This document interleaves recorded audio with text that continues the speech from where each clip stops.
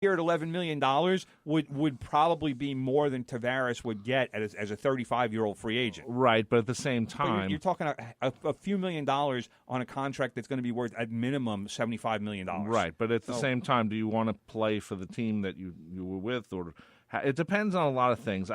As you know, money means something to me, but I'm not driven by it. You're not ruled by money. I'm not ruled by it.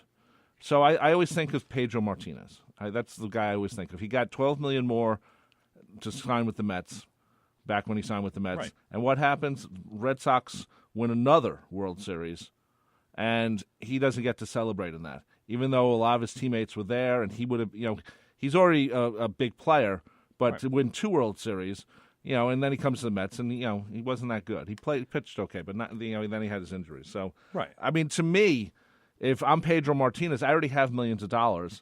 The extra $12 million doesn't matter. I mean, if you really want to make some extra money, you sell cars. You go to a car dealership and say, hey, let's make a deal, or something, or let's cut some commercial deal somewhere. That's why you have an agent. That would have to be a national deal. That's not. I'm saying, I know. You don't go to the Honda dealership down the road and say, yeah, give me this. I know what you're saying. Jacob deGrom is on his commercials. I'm sure he's making like 5 figures or something. Well, he's probably getting plus he's getting a car. He's getting a car right on a lease. Small check and a car. So I would have done something like that. It depends. If you have a good team, I would stay with them. Even if it's a few million less. A few million is easy to make. Find the right stock and you've made it back.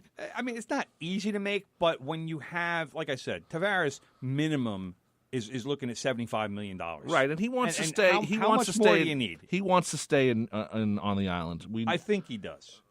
I think he wants to be, as far as I can tell about Tavares, and I've only spoken to him a few times. I can't say I've ever asked him about where he wants to play, but from what I've seen in various interviews with him, he doesn't crave the spotlight. He doesn't want. But he's to a good leader. He's a very good leader. So that's very important. But he doesn't crave that big market spotlight. So that's why I don't think he's going to be. I mean, he's certainly not going to the Rangers. He's not talking to them. They're not one of the teams. No. I would find it surprising if he went to the LA Kings. Although, despite being in a big market, they're not treated like a big market team. No. I mean, people out in California really don't care about the Kings a whole lot. No, they don't. They barely care about the LA Chargers. I don't think. I mean, he's having a meeting with Toronto, but I really don't think he's going to Toronto, even though that's as close to home as he can get, and that's the team that he grew up supporting. Right. But I don't think he wants to be in that fishbowl where the pressure is constant. I mean, it's life or death up there in Toronto with hockey. Yep. I mean, that's what Canadians live for, and especially in Toronto and Montreal, above all, like more so than Winnipeg or Edmonton or whatever. But in those places, hockey is religion, and I don't think that he wants that sort of responsibility. I think he just wants to be able to play hockey, score goals, help his team win as many games as possible. I think those are the most important things to him. He doesn't want to deal with all the off-ice drama. Well, I also think, and this is very important, the Islanders have made the playoffs twice in the last few years, and he was on the team, and they actually made the second round, which was a big deal. Of course, they didn't follow through on it. But I think getting rid of Garth Snow, I think bringing in Lou Lamoriello, I think bringing in Barry Trotz, I think the fact that in 3 years you're going to have a new arena in Elmont, which I think is going to help the Islanders. I'm not sure. I'm actually not sure how that's going to. It should. I mean, a new building usually lights a fire under a franchise. It does. That's true. I haven't lived in Elmont and know exactly where it is. I'm not a big fan of the location.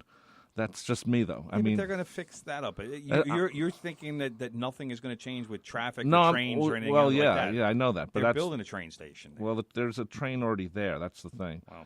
But anyway, but I think that's important, and personally, I think he's going to be staying. I think if he's out in L.A. right now, he's probably getting a nice vacation out of it. He's taking meetings, and that, as I've been saying, he's earned that right. So if nothing else, that will give him a sense of what to ask for from the Islanders. And then it's just up to the Islanders to say yes or no. Right. I kind of have that's my own sense of what's going on here. Is that he's going to solicit numbers from various teams, and it's going to come down to, all right, this is a place I'd like to play, and what are we talking about in terms of offers? And let's put some numbers on the table. And those teams will say, all right, we can do this, this, this, and this. And his agent will write all this stuff down or take the proposals. Right. And then they're going to go back to the Islanders and say, all right, we want this. And it might come down to just a yes or a no. And say, Lou, all right, we want 8 years, $88 million. Yes or no? And if Lou says, well, we'd like to do this. Lou's a yes or no, but he's getting it from the owners. I mean, of course. I mean, it's not going to be Lou's decision. It's not his money. But let's put it this way. If I'm Malkin and Ledecky and Tavares comes to me and he says, I want 8 years for $88 million, I'm saying yes. I'm saying yes right now. I'm saying yes to pretty much anything he wants. Those two guys, they bought the team for a reason. They want to bring back the glory days. They know what the glory days are about. I think to let him go, John Tavares, would be bad image. They've had a great image thing going for the last year. With the fact that they're moving back to, they're going to have an arena in Elmont. They got 20 games. The other big announcement for Islander fans: 20 games this year are going to happen at the Nassau Coliseum. They added 8 from the original 12. Considering there's 44 home games, it's almost half. It's almost half the season. The season ticket packages are probably going to be split in half.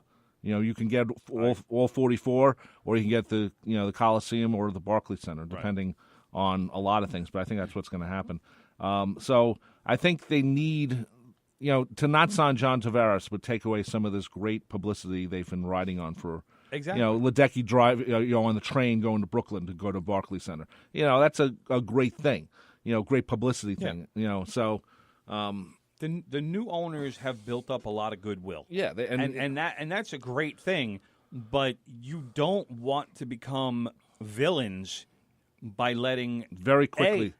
Quickly, they'd be villains. The most popular player in recent franchise history. Yeah. I mean, who's been more popular than Tavares in the last 20 years? You'd have to. I don't even know if there is such a player. Ziggy Palffy. Well, there you go. So then I'm right. 97. So, and who's the guy? Who's the other guy? The guy who dated Carol Alt. Oh, the Russian guy. Yashin. Alexei Yashin. Yeah, but he was a disappointment. Yeah, he had this enormous contract, and he never lived up to it. He lived up for a little while, but not often. So you don't. I mean, John Tavares is one of the 5 best players in the NHL. Yes, he is. All right, you have him. He wants to, in theory, he wants to stay here. Everybody seems to be of that notion. So why would you, and I use this term loosely, why would you nickel and dime this guy if it comes down to a couple million? That's a Gart Snow move. Yes, it is. Remember a couple years ago we had this conversation when they just basically shuffled the deck chairs in free agency and they saved about $2 million, and this was right after they made the playoffs. Right. What happened? They went south in a hurry because the guys they got weren't nearly as good as the guys they let go. And the guys they gave up played well with Tavares. And the guys they all came up together. Yeah, so they had chemistry. Right, and let's get rid of the guys that have chemistry. So it's to me the way I look at it is the Ledecky and Malkin are going to sign him. It's going to look great. Maybe the Daily News starts covering the Islanders next year. Have a beat writer for them, a daily beat writer. So we'll see what happens with that. I mean, I want to talk about the draft quickly. So do I. Go, brother. They selected a couple of really good guys. The Islanders, more or less, and I kind of was of the assumption that Lou Lamoriello was going to trade at least one of these picks. But the way this draft fell, the Islanders wound up with 2 guys who were easily top 10 guys. In fact, one of them was probably even top 5. Oliver Wahlstrom, who they picked at number 11, is a forward who plays for the U.S. national team. He led the U.S. national under-18 team in goals, assists, and points. 48 goals, 46 assists, and 94 points in 62 games. This kid is offense, all right? He fell to them at number 11. And then Noah Dobson, who was a 6'3", 177-pound defenseman. This kid needs to get in the weight room, seriously. But 6'3", 177. You figure when this kid is ready to play, because he just turned 18 in January. Give his kid 3 years. Let him put on some weight. By the time he gets to the NHL, he's 6'3", 210. He'll be a tank. All right? And this is a guy who runs the power play. All right? He was tied for second in defenseman in the Quebec Major Junior League. 17 goals, 52 assists for 69 points in 67 games. This is a defenseman. Pretty good. I love this kid. Pretty I love good, these he asked numbers. Me. All right. Then in the postseason, he had 3 goals, 10 assists, 13 points in 20 games to help Acadie Bathurst. I'm probably not pronouncing that correctly, but they won the President's Cup. That's the Quebec Major Champions. And here's the other guy who I'm curious about. And at first, I was just happy they picked him because of his name, Blade Jenkins. And then I started to do some research on the kid because I'm Blade? like, all right, who's Blade Jenkins with this cool name? Sounds like a slap shot. I'm going through the NHL.com player rankings, and I'm like, where is this kid? Because he was picked in the 5th round. It was like 134th overall. And I'm like, all right, I'm looking around 100 or so because, they have them separated by North American skaters, European skaters. I'm figuring, all right, he's probably somewhere around 100. And I'm looking, I can't find his name. And I'm like, what's going on? So I click on Blade Jenkins just so I can see the bio, which is probably what I should have done in the first place. And NHL.com has the kid ranked something like 24 or 26. And I'm like, how did this kid drop to the 5th round? I still don't know. Nobody has answered this question. I asked a couple of people on Twitter, and nobody responded. But how is I hope they were hockey. Do you remember experts. Ted Drury, who played in the NHL? Chris Drury, his brother, played for the Rangers. Chris Drury's son was rated, I think 1 or 2 spots below Blade Jenkins. He was picked in the 2nd round. Okay. So I don't know what's the story with this kid and why he dropped so precipitously, but whatever the reason, the Islanders might have come up with a steal here. It sounds like it. Almost every guy they picked was above their draft slot. He was ranked above the draft slot. Right. And that's a successful draft as far as I'm concerned. If you're getting players who are regarded as being bargains at your draft spot, then you're doing the draft right. So Wahlstrom, this kid, all he's done in his short junior career is score goals. Dobson, same thing. He's a guy who size-wise he'll grow into his frame. He's 6'3" already. Wahlstrom is 6'1", 208. The kid just turned 18 last week. 6'1", 208. I wish I was 6'1", 208 when I was 18. Are you kidding me? I've been going to the beach every day. He went to the beach every day. Well, sometimes. But I wasn't 6'1", 208. I was 6 foot and 155. If that. Come on. So, but these two kids, they got a guy in the 2nd round by the name of, what's his name? Bodie Wild. Another great name. Right. And then Ruslan Iskhakov. What a bad name. That's going to kill the announcers. But those were their 2 second-round picks. They're going to call him Iski. Probably. I hope so. But these are the Islanders had 4 picks in the first 43 picks of the draft because of that trade that they made with Hamonic for Calgary. Well, so, one more thing I want to stuff. mention. I want to mention the Calder Trophy winner is a New York Islander. Your boy. My boy. Your boy Matthew Barzal. Yep. Yeah, that was a couple weeks ago. No, was it? Yeah. Oh, I'm sorry. They made that did we mention it? I don't think we did. I don't think we mentioned it either. Anyway. But good for Matt Barzal. Yes. Because the kid played his butt off this year. Joined a couple of former. Well, I wanted to mention him just in the sense that, Tavares and him are going to be, I think. If they put him together. Yeah. Or they're just, on the same team. You need same team, yeah. You need more than one I'm talking player. about the same line, but you need more than one player to make a better team. Yeah. But I like having those guys on 2 different lines because then you have two quality lines. You can put a couple wingers around both of those guys and actually Barzal, it says here June 20th. So that'd be last week, right? Yeah. All right. Maybe it was. Yeah, I think we weren't. Maybe it was before the draft. Yeah. So, but anyway, might have just not gotten. He's to it Rookie of the Year. Had a stellar year. Love that kid.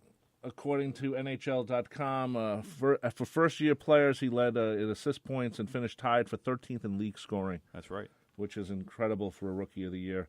I like watching this kid. He's got wheels. Yeah, he's really wheels and moves. And now that Lamorello's there, I know he's not going to trade him. No, he wasn't getting traded anyway. Well, how do you trade that kid? Well, Garth Snow, they're right there. No, you'd have to be an idiot to trade Matt.